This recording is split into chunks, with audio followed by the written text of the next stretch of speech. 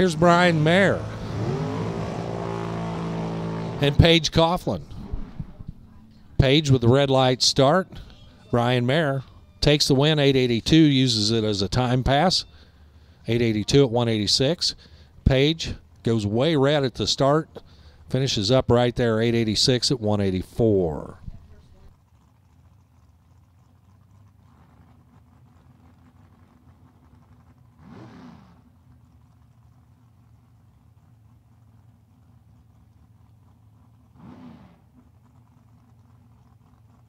So I think I messed that up. Ken Moses actually did it in the second pair out, and that's who picked up the cash. So, sorry. Yeah, there you go. Ken Hanley, Sean Frick, clean and green.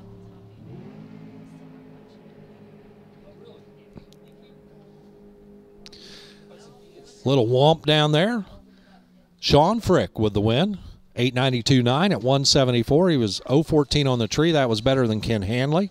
Hanley was closer to the index, 892.1 at 171. But Sean Frick puts the numbers together and picks up the win light. So once again, we need top alcohol cars to the lanes. We're going to do a little quick shuffle here before we bring out our top alcohol dragster field. And with that, I'll turn the microphone back over to Mr. Walter Fry to call all the action. Oh, thank you, Warren. Great job on Super Comp. I got to sit here and watch it and relax and watch those 890s come up. We have some racers that qualified in the top 8 last night and that did not come to the tower yet to get their money. If you were in the top 8, you got money coming to you. So please make sure you come up here. Warren, I got a question for you. Yes, sir. Do you have a favorite national event category? Like Pro Stock, Top Fuel, Funny Car, anyone that or are you like me that you have a couple of them? Well, I have a couple. I like Pro Mod. I like Pro Mod a lot. Pro Mod is really cool. And then the alcohol cars as well.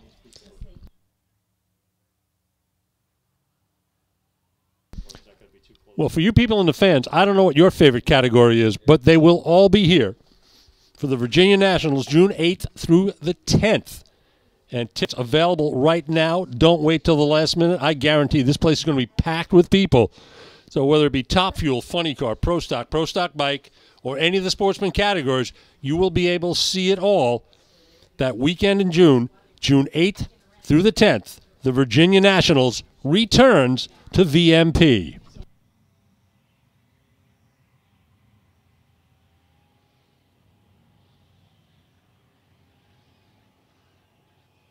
Super Stock. Pro Stock Sled, please. Pro Stock Sled. And Super Stock.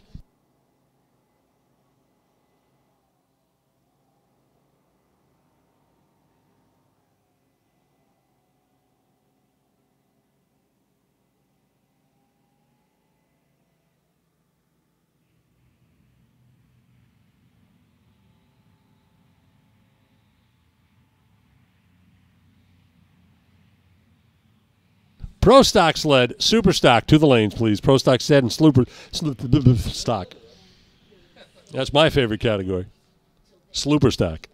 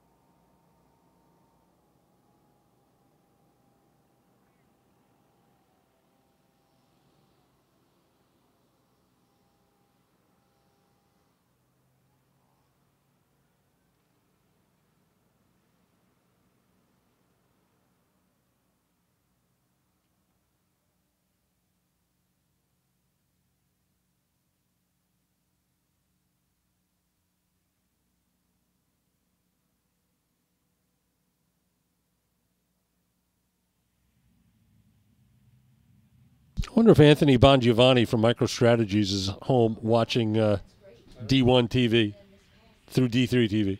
I hope so. I hope he is too. I mean, he did bring it to us. Yes. I want to thank you, Anthony, and MicroStrategies for bringing this televised event to the world. There's actually some folks listening to me right now in Australia. Here we go, top alcohol dragster. This category, definitely the premier category this weekend. Top alcohol dragster was so exciting yesterday. Coming into the event, we had an idea that with the weather conditions, we might actually have a record field. Well, we were not disappointed. We had a record field in spades. The previous quickest field in history was set at Las Vegas a week or so ago. These cars here, they blew that field out of the water. In fact, the #1 qualifier at Las Vegas, Randy Meyer, would not have qualified for this field. He would have qualified number 9.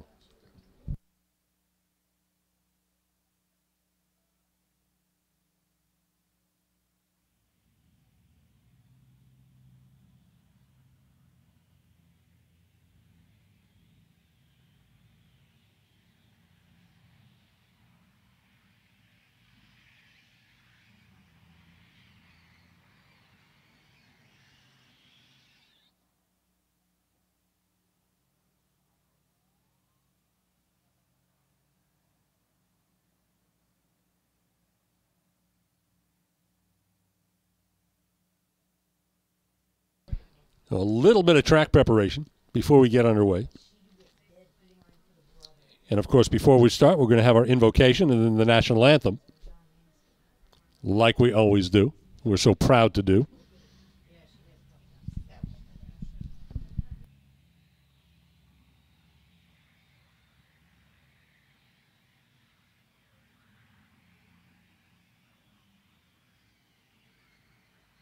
So I was trying to find out which button to push for the national anthem, and we don't have to push any buttons. We're going to have a live rendition of the national anthem.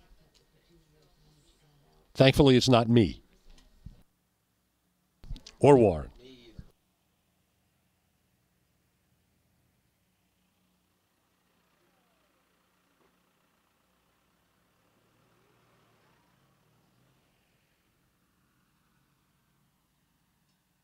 All right, we're ready to go. And before we get underway, we'd ask you all to please rise as I turn the microphone over to Reverend Pat Holcomb for our invocation. Thank you. Let us be in the spirit of prayer. Holy One, we thank you for this beautiful day we have to share in this sport that we love. We are grateful for those who have worked so hard to make this event possible. We pray for the drivers, the crews, their families, track workers, officials, and the fans who are gathered here today. Lord, through good decisions and clear thinking, may we have a safe event for all involved. In the name of your Son, amen. Thank you so much. Stevie Ray, ladies and gentlemen, please rise, remove your hats, and face the flag for Stevie Ray and our great national anthem.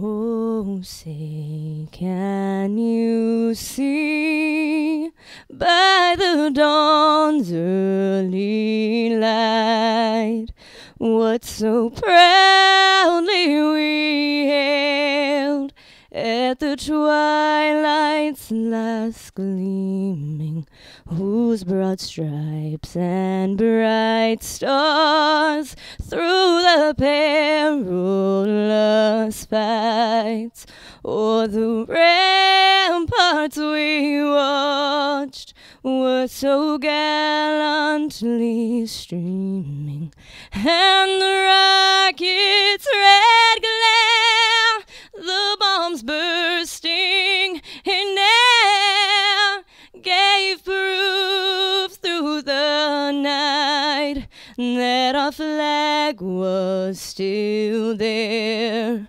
Oh, say does that star-spangled banner yet wave for the land of the free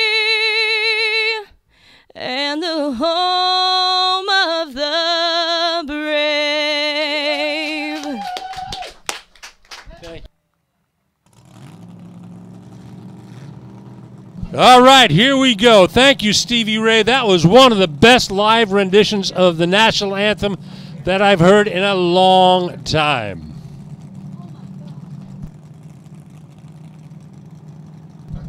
We are fired up both sides. A pair of nitro-injected dragsters in the right lane from Ocala, Florida. Number 4 qualifier, Josh Hart. He'll be going up against Jared Dreher. Jared from Clinton, Indiana, qualified in the number 5 spot at 5:24. Warren, these cars qualified so close together, 5:23, 5:24, flip a coin. I can't make a pick right here.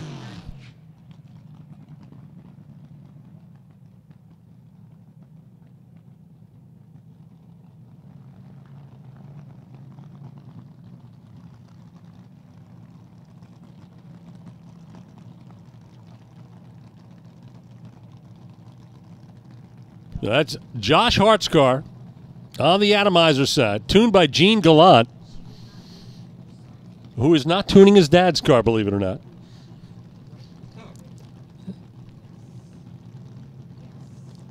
And Jared Dreher, John Fink car. John Fink, a veteran tuner. Tough runner in Division I for many, many years.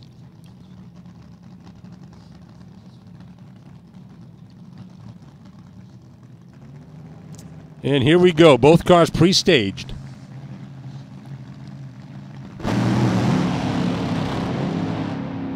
Josh Hart up in smoke, couldn't save it. Dreher with a 5:19, best run of the weekend for him, 277.3 miles an hour. Whoa, baby, as Bob Fry would say. Exactly. What a great lap. Great run. I'm still looking at that 5:19 on the scoreboard. We had a couple of teens here this weekend. Jared wasn't one of them. He is now.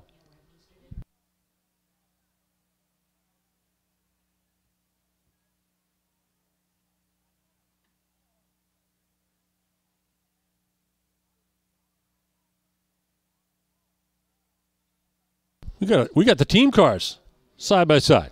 Justin Ashley will be on the right side of the racetrack from Plainview, Long Island. Justin, the son of Mike Ashley, Pro Mod racer and Fuel Funny Card racer from a couple years back. Justin qualified in the number 2 position in that Randy Meyer car, 5:17.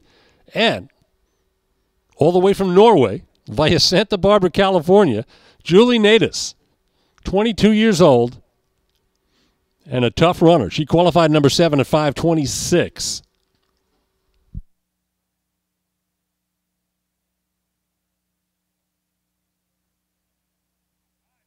And we had a big discussion up here where Julie was from.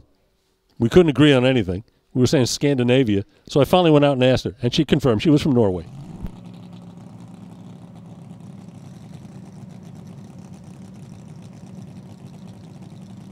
We need our super stock designated pairs, please. Super stock designated pairs to the staging lanes. Super stock designated pairs to the staging lanes.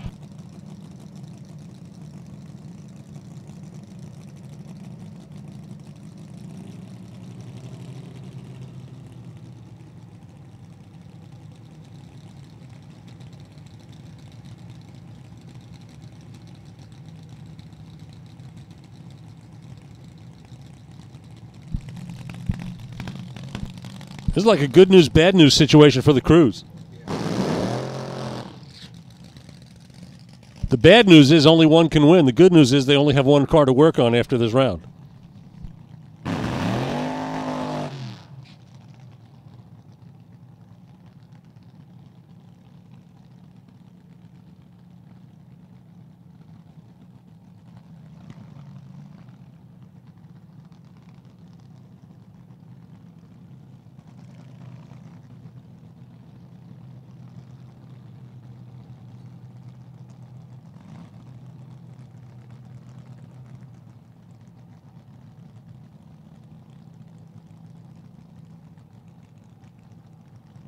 And that was Michael Ashley doing the backup duties on the right side.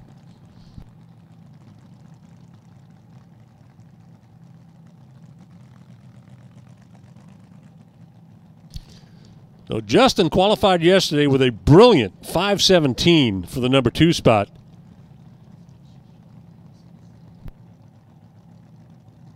So Julie was in, got bumped out, got back in the final session, qualifying number 7 at 5:26.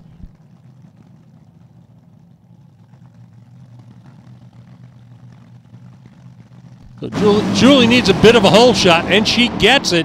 Will it be enough? That was all Justin Ashley with the quickest run of the weekend, 5:14, 2:78.81. And that is also top. No, it's not top speed of the meet. Missed it by a little bit. Dan Page did run 2:82. But a fantastic run. Julie's car was like anything but straight. That car moved around quite a bit. She drove it like a master, though. 5:55 at 227 miles an hour. But it will be the team car of Justin Ashley moving in around number 2.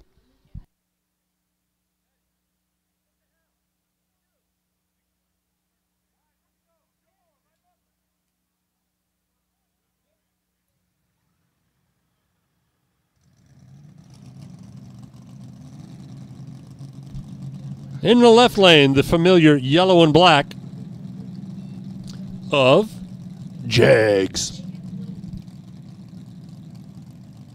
Troy Coughlin behind the wheel of the number 6 qualified car. The car tuned by Rich McPhillips. Right side of the racetrack, Dan Page driving for Art Gallant. Page qualified number 3 at 5:17, 282. Coughlin took the 6th spot with a 5:25 at 278. So that is the top speed car on the right side, 282.6.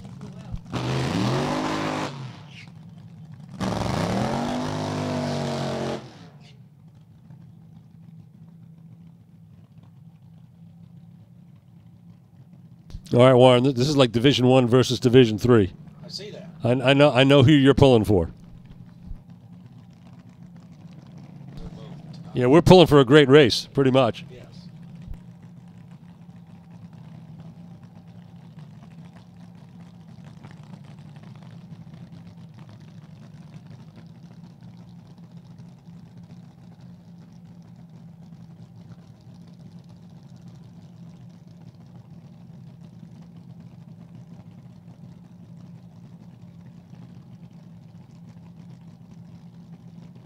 We've got injected nitro cars, both sides of the racetrack.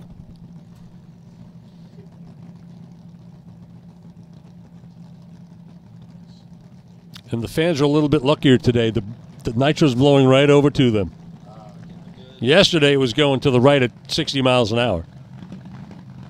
Both cars, they're green, they're off.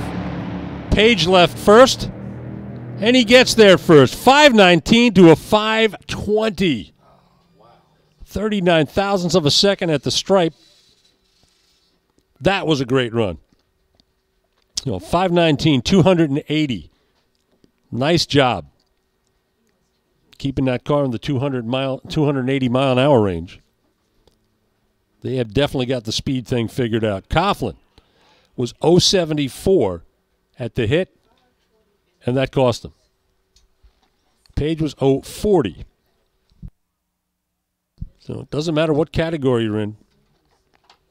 Reaction time is so extremely important.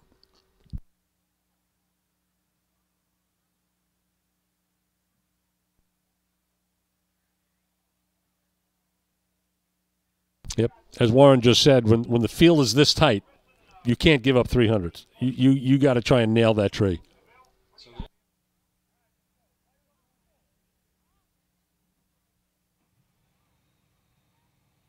Yeah, so the best pass of the weekend for Troy Coughlin wasn't enough. Picked up 500s, but he could not come around Dan Page.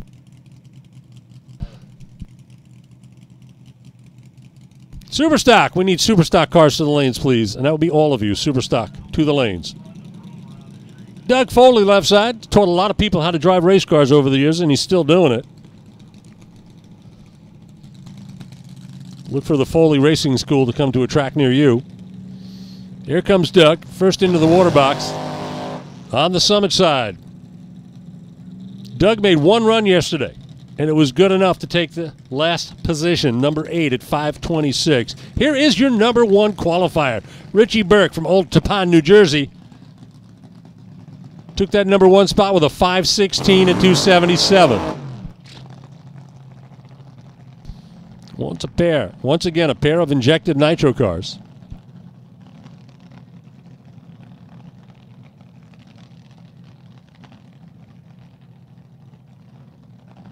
So we did have, I believe, 2 blown cars try to qualify. They didn't make it. The entire field made up of injected nitro cars.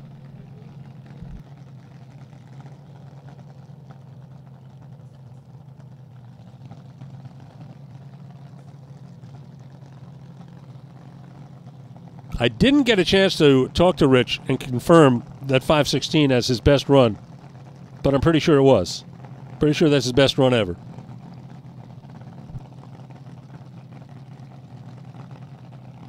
In fact, it would have been a smart idea to poll all the drivers and see how many of them made their best runs ever.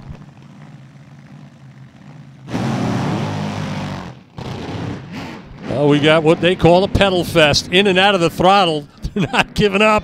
It's Foley. 803 to 860. Number 8 takes out number 1 in an incredible display of driving. Wow. That was pretty cool. It was ugly as hell, but it was very, very cool. So here are the numbers. 803 for Foley at 236. Rich Burke, 860 at 137.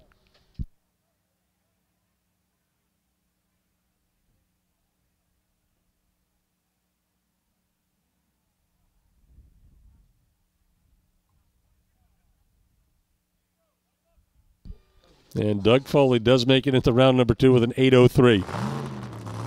He might not have lane choice.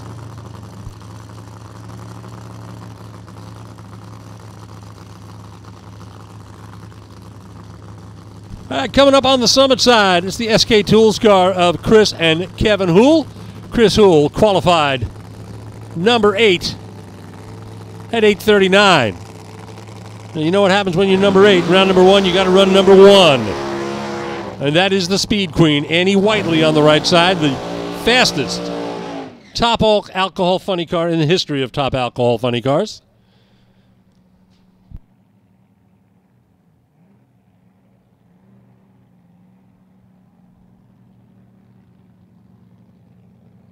Yep, Annie Whiteley, the speed record, was over 275 miles an hour. She's done it twice, I believe. So that would be Annie in the blue car with the Yanko stripes on the atomizer side. Chris Hool in the Summit lane. The lane choice seems to be going over as lane number 1. Didn't work out all that well for Burke, though, did it? No, sir. So the number 1 qualifying time for Annie was a 5:40. The speed 273 miles an hour.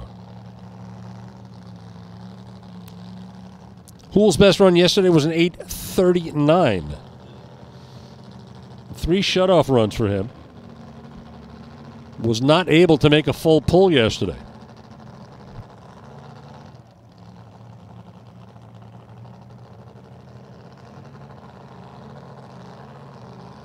Chris is definitely hoping that his brother Kevin got the right combination in the car this time. Evansville, Wyoming, left side. Grand Junction, Colorado, right side.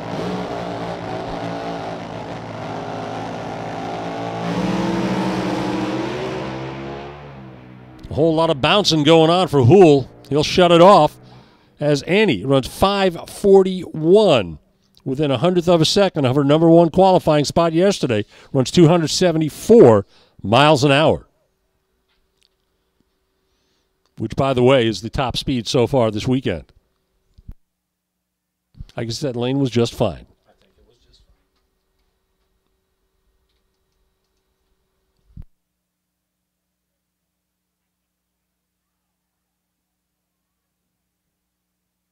fine. And your next pair of alcohol funny cars, right side of the racetrack, in the atomizer lane, Matt Gill from Brockton, Massachusetts.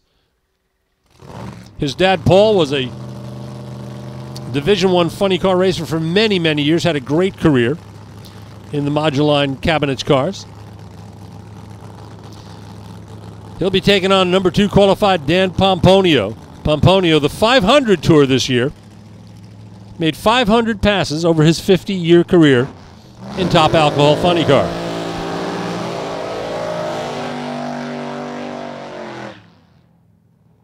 Both cars sounding very crisp.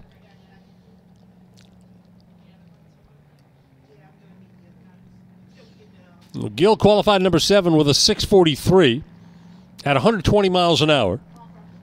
And it doesn't take much to figure out 120 miles an hour means he was shutting the car off pretty much every time. Could not get down the track under full power.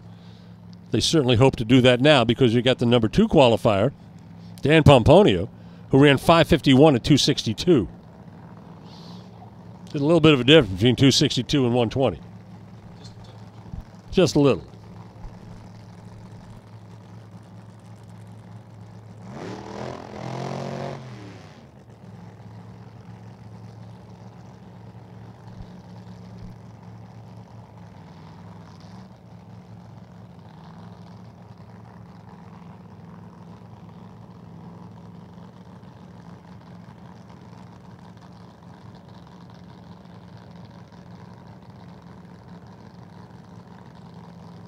So all of the cars you see here in Top Alcohol Funny Car run on methanol. They all have supercharged Hemis.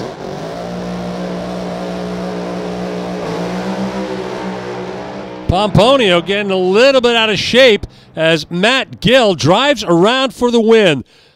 There's an upset right there. 5:55, best run of the weekend for Gill. I guess they figured it out. Goes 247 miles an hour.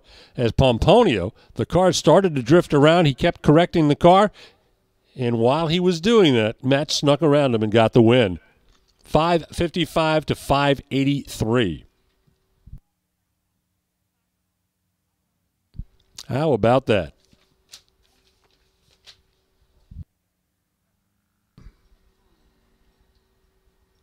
So when you figure it out on race day, that's a good feeling. And you take out the number 2 qualifier from the number 7 position. Great job for the team from Brockton, Massachusetts.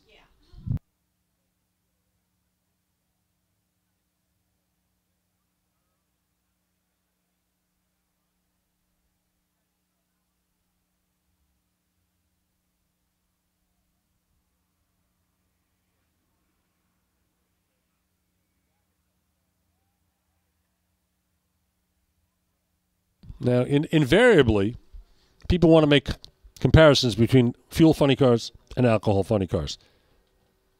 They're about as different can be. First thing you'll notice is that the spoilers on the back much smaller. They don't have those giant dump truck style spoilers that the fuel cars have. The other thing that you might notice when you hear the cars go down the track is that they shift the cars. Fuel cars are direct drive. These cars are said to be the most difficult cars in the sport to drive, and you really have to drive them. You've got to pay total attention, keep the car in the groove, and hit your shift points. Other subtle differences, engine placement. The big difference is the fuel. These cars run on methanol. The other cars run on nitromethane. You'll also notice the engines seem to be running at a higher RPM, and that's because they are. Upwards of 10,000 RPM as they pull into the stage beams. So very, very tricky cars to drive and equally tricky to tune.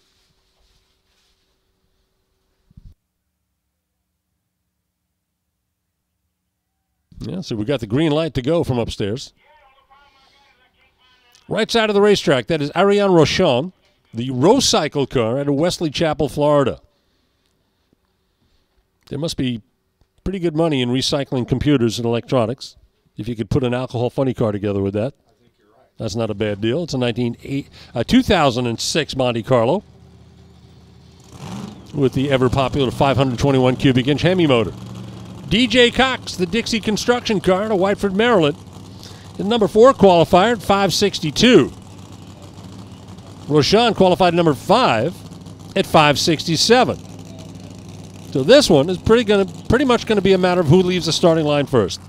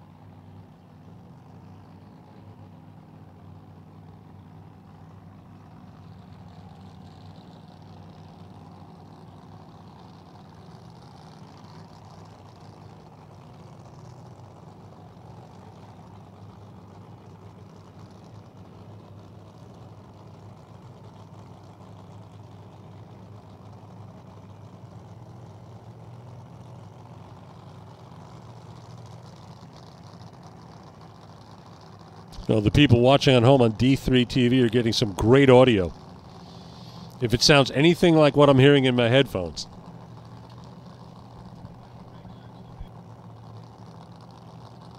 All right, once again, that's Arian Roshan on the right side in the summit lane, DJ Cox.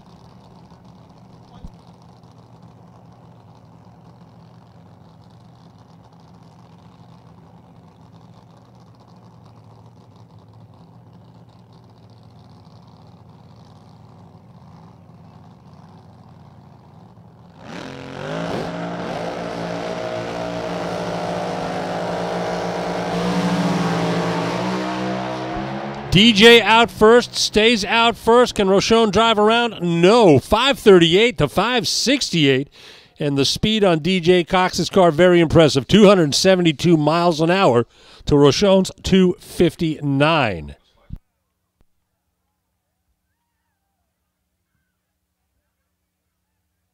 That would be right. That was the low ET for the event. 540 was the number one qualifying number for Annie Whiteley. And DJ just ran 538. That's probably why the crew is still jumping up and down and high-fiving.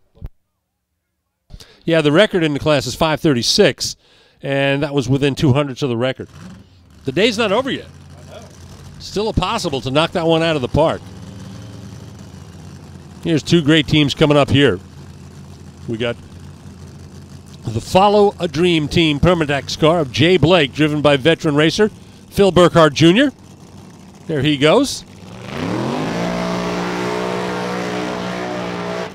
And Division I standout, longtime crew chief Len Cottrell, the chief chicken choker,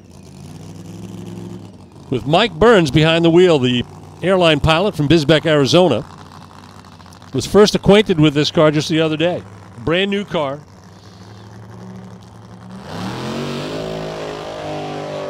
I mean brand new car, fresh out of the box. Not even paid for yet. The credit card's still on fire.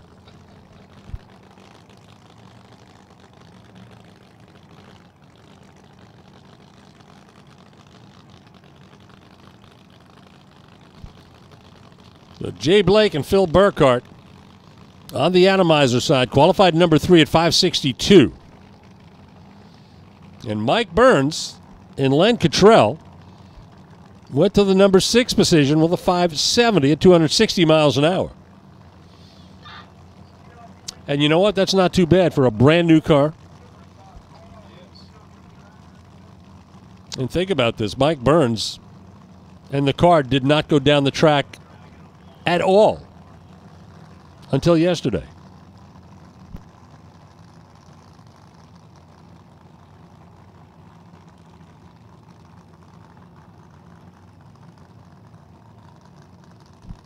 Watch the cars. Mike Burns has to leave first. Make no mistakes if he wants to take out the number 3 qualified car. And you know he wants to take out the number 3 qualified car. That's why he's here.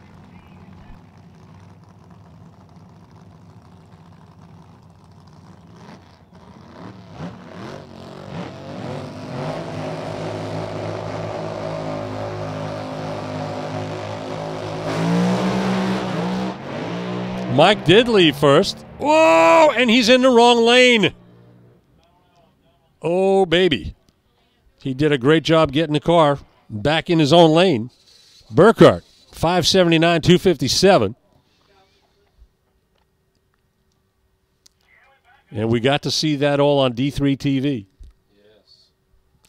That was a heart stopper for a bit, hey?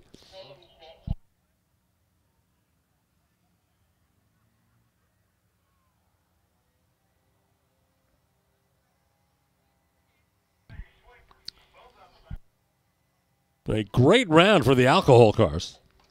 All sorts of stuff. We had pedal fest. We had cars switching lanes. We had plenty of stuff. But a great first round. Great first round. We saw the low ET and top speed of the meet set in this round, too. Yes, and top alcohol dragster. Here come the snowmobiles.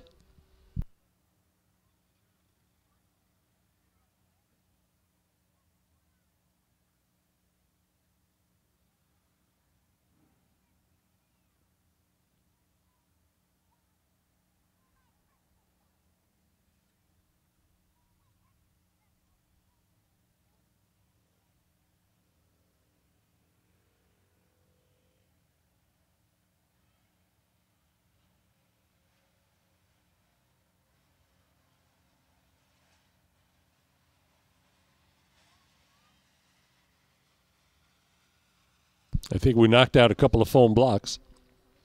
They're relatively easy to replace. You just put some glue on them and stick them back down there.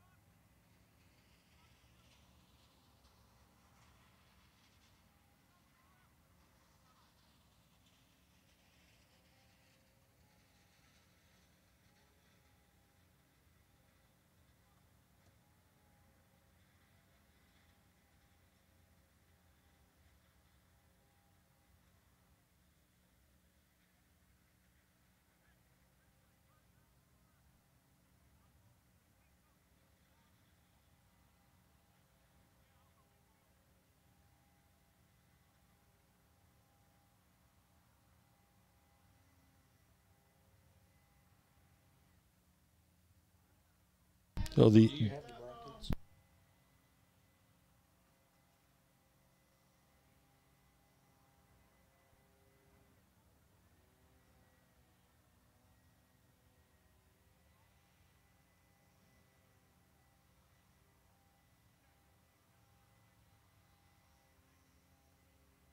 we are very happy to see the debut of D1 TV, and I've been confusing a lot of people by calling it D3 TV.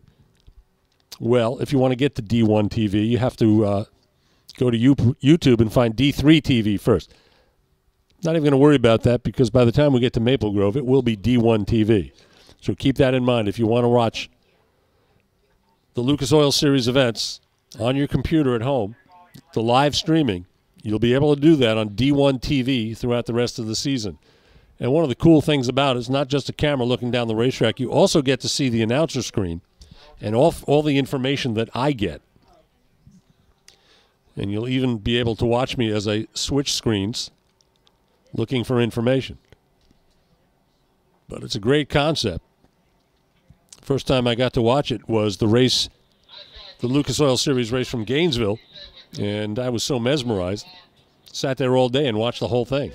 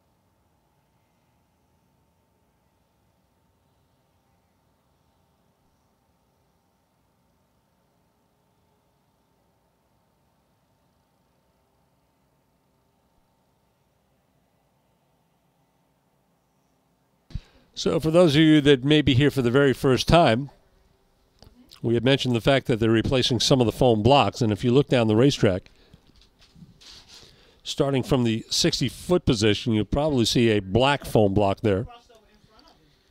And then you'll see another one at 330 feet. Then at the 8th mile, you'll see two of them. One of them measures the elapsed time at the 8th mile, the other one the mile per hour. Then there's another one 1,000 foot down. And at the finish line, there are also two more. One is the elapsed timer, and the other one is the mile per hour block.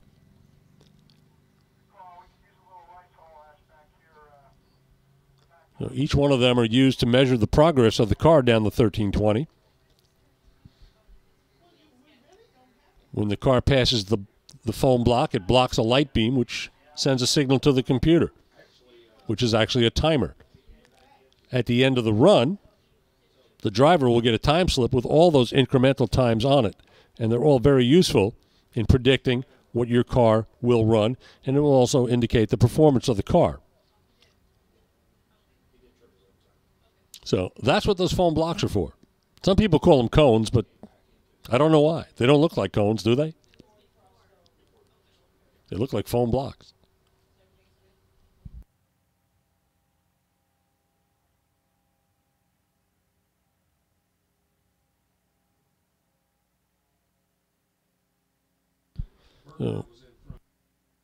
So when Mike Burns made his out-of-lane excursion, he took out a couple of those blocks. And although they are made out of foam, when you hit one of those at speed's approaching 200 miles an hour, it's kind of like hitting a piece of concrete. It'll often damage the fiberglass or carbon fiber body. So sometimes it's more than just cleaning up the block. We have to find all the pieces of fiberglass and carbon fiber. Fiberglass is one thing. It's not a big deal, but carbon fiber, that can actually act like little razor blades. So you certainly don't want to run those over. So you've got to be very careful. We got all that cleaned up.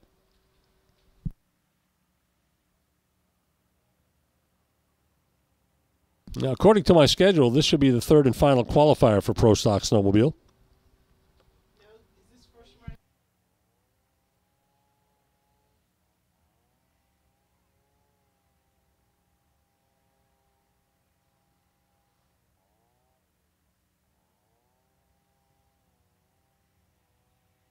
Okay, see, that's why you never read the sheet over the PA system like I just did. This is the first round for Pro Stock Sled.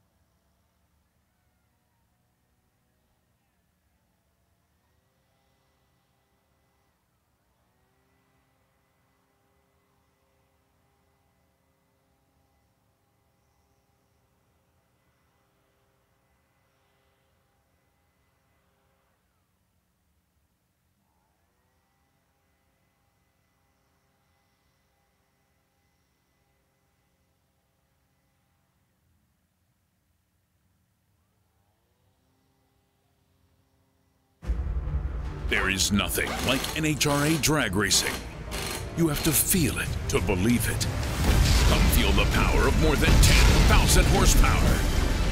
0 to 330 miles per hour in less than 4 seconds. You're going almost 2 football fields per second. I wish I could put that into perspective. Championship drag racing. Be there. Watch NHRA drag racing all season long on FS1.